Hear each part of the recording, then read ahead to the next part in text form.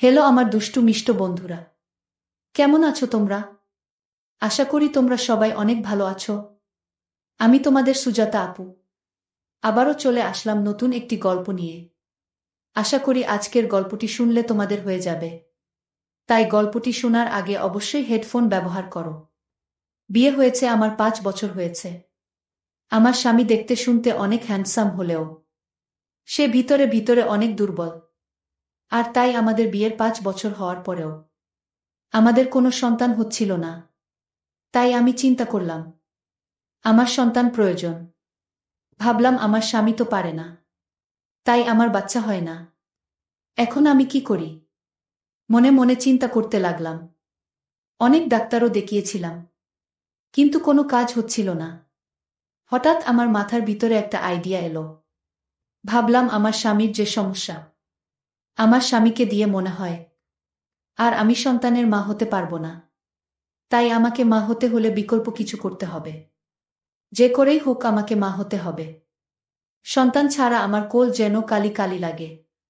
আমার যে খুব বেশি মা ডাক শুনতে মন চাইছে। আর তাছাড়াও আমার সন্তান না হওয়ার কারণে আমার স্বামীও মাঝে মধ্যে মন খারাপ করে থাকত। তাই মনে মনে অনেক কষ্ট পেতে লাগলাম। আর কিভাবে মা হব সেই স্বপ্ন দেখতে লাগলাম। মা হওয়ার লোভে একদিন আমার মাথায় একটি দুষ্টু বুদ্ধি মানে শয়তানি বুদ্ধি উদ্ভব হলো। আর এই জন্য আমি আমার বাসার কাজের ছেলেকে টার্গেট করলাম।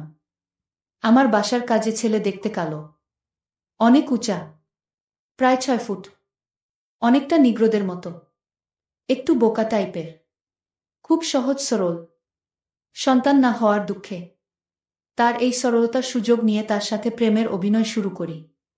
কিন্তু সে প্রেম কি জিনিস বুঝতো না।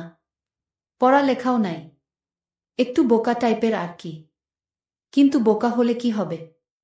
সৃষ্টিকর্তা যদিও তাকে জ্ঞান বুদ্ধি কম দিয়ে, কিন্তু তারটা এত সম্মানজনক করে দিয়েছে যে তাকে দেখলেই বোঝা যায় সৃষ্টিকর্তা যেন তাকে হাতটা কাটটা শক্তি অধিকারী বানিয়েছে। যে কোনো নারী তারটা পেলে আর কিছু লাগবে না। তখন তারটার দিকে আমার লোভ চলে যায়।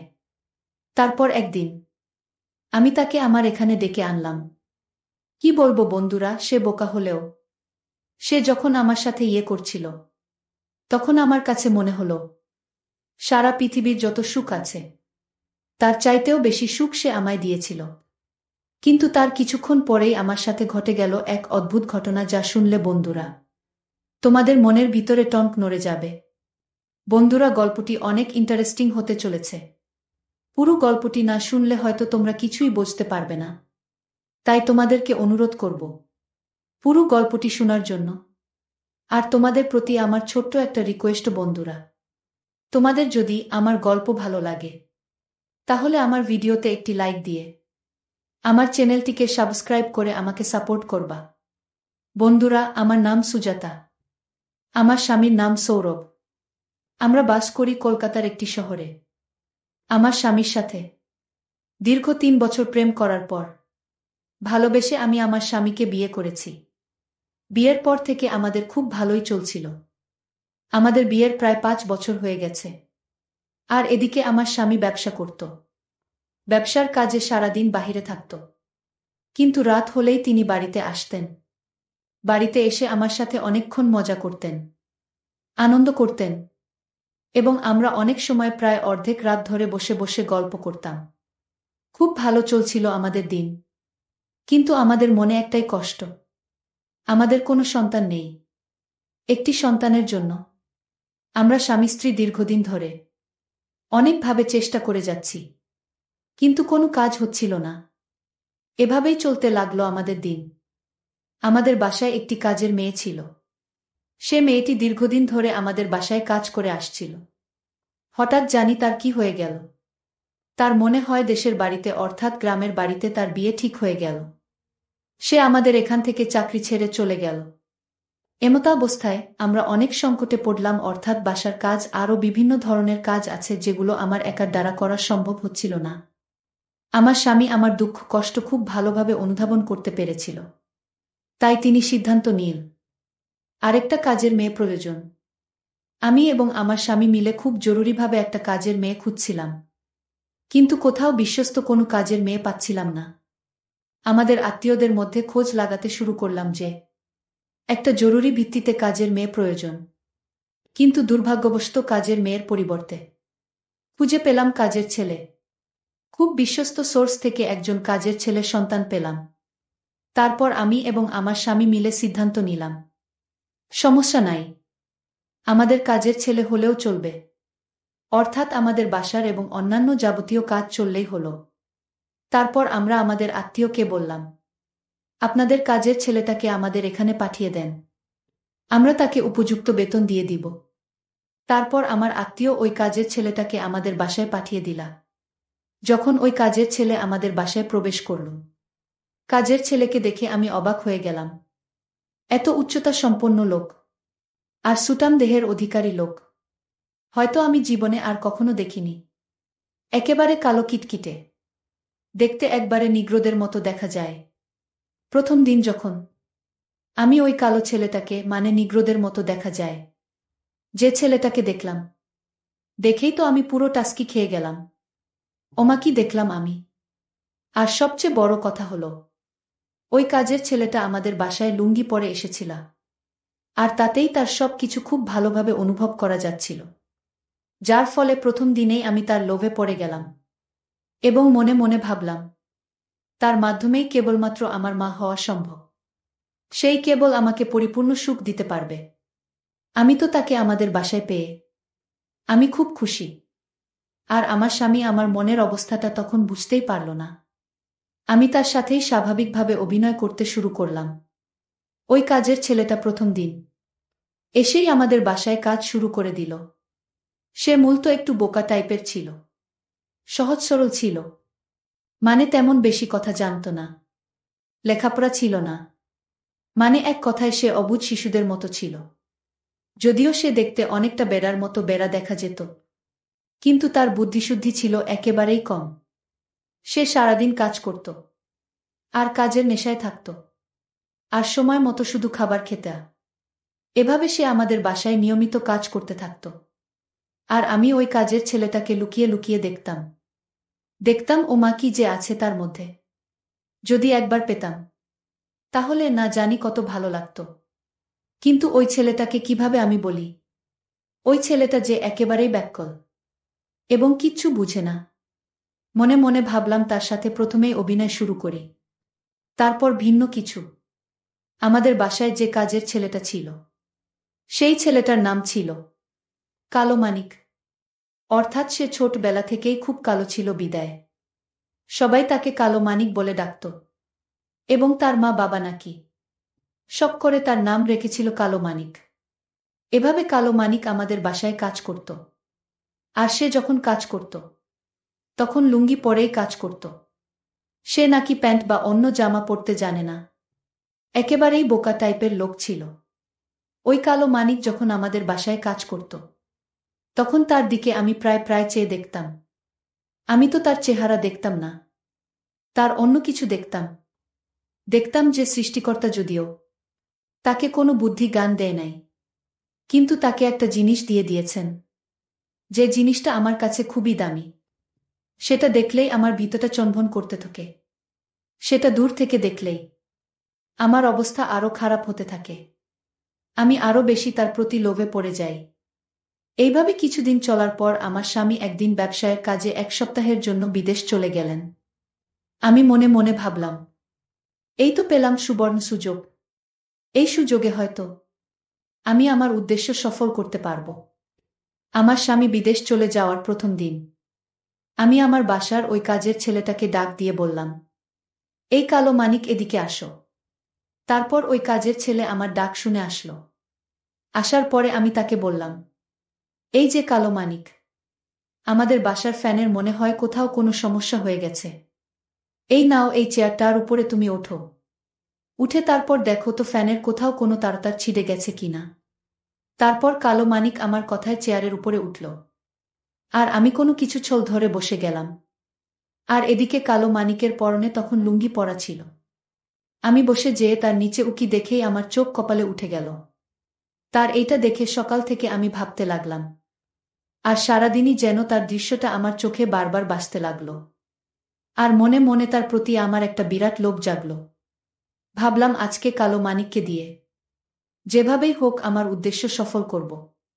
সমস্ত কাজ শেষ করে সন্ধ্যা বেলায় কালো মানিক ফ্রি হয়ে তার রুমে শুতে যাবে। আর এদিকে আমি তার যন্ত্রণা ছটফট করছি। আমি কি করব বুঝতে পারছি না। ঠিক এই মুহূর্তেই আমি কালো মানিককে ডাক দিলাম। এই কালো মানিক, একটু এদিকে আসো তো। কালো মানিক আমার ডাক শুনে এদিকে আসলো।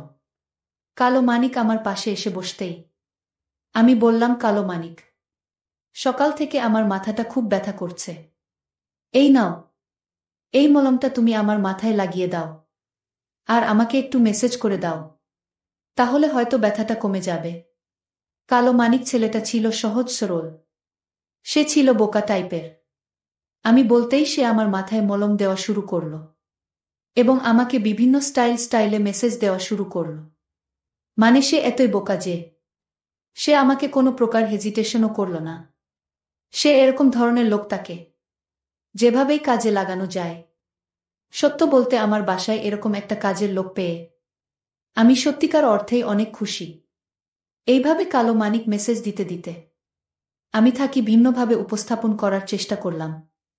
কিছুক্ষণ পর আমি কালো মানিকের নিচের দিকে তাকিয়ে দেখলাম ওটার এমন অবস্থা হয়ে গেছে যা দেখে আমি আর কোনোভাবেই স্থির থাকতে পারলাম না। আমি আমার মতো করে তাকে নিয়ন্ত্রণে আনার চেষ্টা করলাম এবং এইভাবেই চলতে থাকে অনেকক্ষণ। কিন্তু আমি মাঝে মধ্যে ভয় পেয়ে যেতাম, কারণ এত ভয়ানক জিনিস আমি আগে কখনো দেখি নাই। এটার ফলে আমার যদি একটা কিছু হয়ে যায়, আমি যদি খুব বেশি পেয়ে যাই, তাহলে তো আমি অসুস্থ হয়ে যাব। তারপরও ভাবলাম না, আমার প্রয়োজন, আমার অনেক বেশি প্রয়োজন। যে প্রয়োজন হলে বা যতটুকু হলে আমি মা ডাক শুনতে পারি। আমি একটা সন্তানের মা হতে পারি। একটা সন্তানের মা হওয়ার জন্য যতটুকু ত্যাগ দরকার, আমি ততটুকুই স্বীকার করতে বাধ্য আছি। যত কষ্টই হোক, আমার মা হওয়া চাই। সেই আশা, সেই স্বপ্ন এবং প্রত্যাশা নিয়ে আমি তন্মধ্যে অন্য এক সুখের মাতণ্ডে হারিয়ে যাওয়ার চেষ্টা করলাম।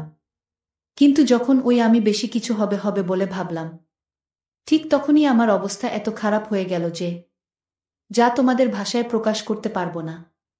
কি বলবো বন্ধুরা, প্রথম দিন আমি তো কোনোভাবেই পেরে উঠতে পারছিলাম না। মনে হচ্ছিল যেন আমার দম চলে যাচ্ছি। এত ভয়ানক অবস্থা হয়েছিল। কি বলবো বন্ধুরা, যদিও কালো মানিককে আমার কাছে মনে হলো যে সে বোকা, সহজ সরল, কিন্তু তার কাজ দেখলে মনেই হইত না যে সে বোকা। তার কাজে কি জাদু, কি কৌশল! আমি তার কাজ দেখে তো পুরো অবাক হয়ে গেলাম। নিজেই হতভম্ব হয়ে গেলা। সে এতটুকু এক্সপার্ট এই কাজে, আমি তা কখনো কল্পনা করতে পারি নাই। আমি সেদিন তার কাজে পুরোপুরি খুশি হয়ে গিয়েছিলাম। অনেক শান্তি, অনেক সুখ অনুভব করছিলাম। আর মনে মনে ভাবছিলাম যে সেই কেবল একমাত্র আমার আশা এবং উদ্দেশ্য সফল করতে পারে। তবে আজকে যে পরিমাণ হয়েছে, মনে হয়েছে আমার উদ্দেশ্য সফল হয়ে যাবে। ওর তুলনায় আমার স্বামী তো কিছুই না। তার সাথে একটি সপ্তাহ আমার খুব ভালোই কেটেছিল। এক সপ্তাহ পর আমার স্বামী বাসায় ফিরে এলো। এসে যখন আমার সাথে ভিন্ন রকম কিছু হবে, তখন মনে মনে কিছুটা সন্দেহ করতে লাগলো। কিন্তু আমাকে কিচ্ছু বলতে পারছিল না, কারণ আমার স্বামী আমাকে অনেক বিশ্বাস করত। কখনো কোনোদিন কল্পনাই করত না যে তাকে ছাড়া আমি অন্য কোনো কিছু ভাবব। আর এই বিশ্বাসের কারণেই আমি আমার স্বামীকে অনেক ভালোবাসতাম। কিন্তু আমার অন্যায় করতে হয়েছে একটি কারণেই, কারণ আমার একটি বাচ্চার প্রয়োজন, আমার একটি সন্তানের প্রয়োজন। এইভাবে যখন আমার স্বামী অফিসের কাজেই দিনের বেলায় বাহিরে চলে যেত, তখন আমি আমার কাজের ছেলে কালো মানিকের সাথে প্রায় প্রতিদিনই ভিন্ন এক রূপে আমরা বিনোদন করতাম। সেও আমার সাথে খুব মজা করে বিনোদনে অংশগ্রহণ করত। এভাবেই চলতে থাকলো আমার জীবন। কিন্তু আমার স্বামী কখনোই বুঝতে পারত না এবং আমাকে কখনো অবিশ্বাস করত না। আমার প্রতি এক কথায় তার পরিপূর্ণ বিশ্বাস ছিল।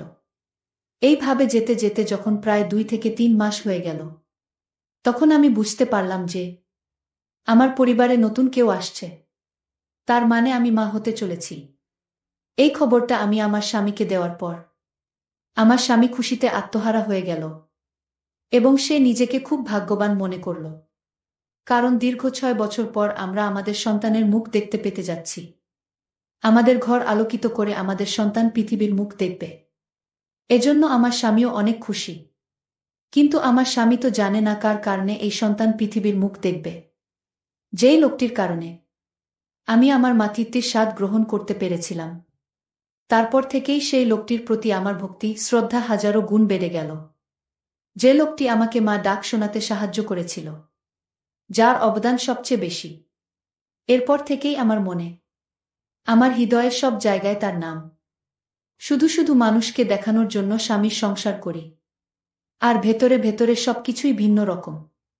তারপর থেকেই বলতে পারেন, বন্ধুরা, আমি স্বামীর ঘর করি, স্বামীর সব কিছু করি, কিন্তু আমি মনে মনে আমার স্বামী দুইজনকেই ভাবি, দুজনকেই সন্তুষ্টি রাখার চেষ্টা করি। নির্দিষ্ট দিনে বন্ধুরা আমার কোল উজাড় করে একটি পুত্র সন্তান হল। পুত্র সন্তানটি দেখতে ঠিক সেই কালো মানিকের মতোই হয়েছে। কিন্তু আমার স্বামী আমাকে কখনো সন্দেহ করে নাই, কারণ সে আমাকে ঠিকই অনেক বেশি বিশ্বাস করত। আমার সন্তানের চেহারা হয়েছে কালো মানিকের মতো, কিন্তু গায়ের রং হয়েছে একবারে সুন্দর ফর্সা। এভাবে চলতে লাগলো আমার দিন। দুজনকেই আমি খুশি রাখার চেষ্টা করি, কিন্তু সিস্টেম হচ্ছে একটা মন থেকে আরেকটা দুনিয়াবির মায়া দেখার জন্য। এই ঘটনার 2-3 মাস পরেই আরেকটি আশ্চর্যজনক ঘটনা ঘটল আমার জীবনে, যা আমার জীবনকে আশাহত করে দিয়েছিল।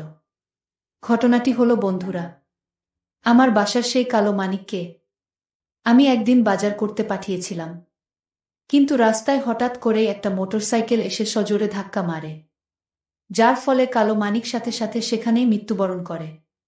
তার মৃত্যুর সংবাদ শুনে আমার কলিজাটা কেঁপে উঠেছিল। কি করব বুঝতে পারছিলাম না, খুব শোকাহত হয়ে গিয়েছিলাম। তবে এইটা ভেবে অবশেষে নিজেকে সান্ত্বনা দিতে পেরেছিলাম যে কালো মানিকের বংশধর আমার এখানে রয়ে গেছে, তাকে নিয়েই আমি সারাটা জীবন কাটিয়ে দিতে পারব। বন্ধুরা, আমার আজকের জীবনের গল্পটা অনেক বেদনাদায়ক। হয়তো তোমরা অনেকেই বিশ্বাস করতেও পারো, নাও করতে পারো, কিন্তু আমার সাথে ঘটে যাওয়া জীবনের গল্পটা কোনো একটা মেয়ের দেওয়া জীবনের গল্প। আমি জানি না এরকম ধরনের ঘটনা বিশ্বব্যাপী কতই না ঘটে চলেছে। সৃষ্টিকর্তার তৈরি পৃথিবীতে কত হাজার হাজার রহস্যে ঘেরা ঘটনা নিত্য নিয়মিত ঘটছে, যা মানুষের কল্পনার বহির্ভূত। আজকের আমার গল্পটাও ঠিক সেই রকম ধরনের একটা হৃদয় ছুঁয়ে যাওয়ার মতো গল্প। বন্ধুরা, আজকে এই পর্যন্তই। আবারও আসবো তোমাদের মধ্যে নতুন কোনো ভিডিও নিয়ে। ভিডিওটি যদি তোমাদের ভালো লাগে, তাহলে একটি লাইক দাও। প্রতিদিন আমি তোমাদেরকে একটা করে নতুন গল্প উপহার দিব, তাই তোমাদেরকে অনুরোধ করে বলছি, তোমরা যদি এই রকম ধরনের ইন্টারেস্টিং গল্প পেতে চাও, তাহলে দয়া করে আমার চ্যানেলটি সাবস্ক্রাইব করো। পরিশেষে তোমাদের সকলের সুস্বাস্থ্য কামনা করি। ভিডিওটি দেখার জন্য তোমাদের সকলকে অসংখ্য ধন্যবাদ।